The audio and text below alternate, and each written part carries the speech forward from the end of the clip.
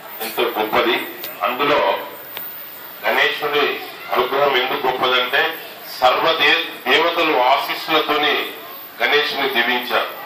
మనం ఏ పూజ చేసినా కూడా మొట్టమొదటిసారిగా మనం విఘ్నేశ్వరుడికి చేసుకున్న తర్వాతనే అందరి దేవతలకు పూజలు చేస్తాం. ఏ దేవతలకు చేసినా కూడా బాలాజీకి వెళ్ళండి, శివుడి దగ్గరికి వెళ్ళండి, మీరు ఎక్కడనే కానీ అమ్మవారి దగ్గరికి వెళ్ళండి, ఏ దేవత దగ్గరికి వెళ్ళినా ఏ దేవుళ్ళ దగ్గర వెళ్ళినా కూడా సర్వ దేవతల దగ్గరికి వెళ్ళినప్పుడు మొదటిసారిగా మనం విఘ్నేశ్వరునికి మనం ప్రార్థించుకొని మన మనసులో గాని ఏదైనా చెప్పుకొని మనం వెళ్ళినట్టయితే మనకు శుభం జరుగుతుంది.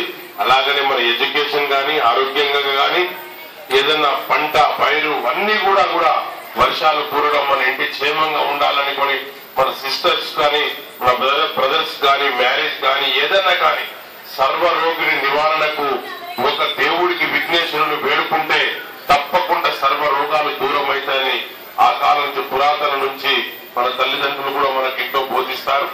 కాబట్టి ప్రతి ఒక్కరు కూడా విఘ్నేశ్వరునికి విఘ్నేశ్వరుడికి మనం ప్రార్థించుకొని ఎక్కడికి వెళ్ళినా కూడా మనకు శుభం జరుగుతుంది.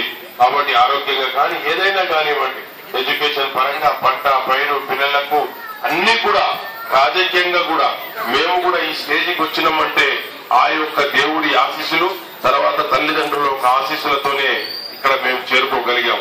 ఇవాళ ఈ స్టేజిలో ఉన్నామంటే కూడా ఆ దేవుడి యొక్క అనుగ్రహం, ముక్కోటి దేవత అనుగ్రహం అన్ని కులాలకు అతీతంగా మనము ఏ కులమనే కాదు అన్ని ఏ కులమైనా పర్వాలేదు దేవుడిని తలుచుకుంటే తప్పకుండా ప్రార్థించుకుంటే తప్పకుండా ప్రేర్ చేస్తే తప్పకుండా దేవుడి యొక్క ఆశీస్సులు మనకు ఉంటాయని ఆ నమ్మకంతో మనకు ముందుకు వెళ్ళినప్పుడు తప్పకుండా మనం సక్సెస్ అయ్యి మనం తప్పకుండా మన లైఫ్ లో సక్సెస్ అవుతామని కోరుకుంటున్నాం.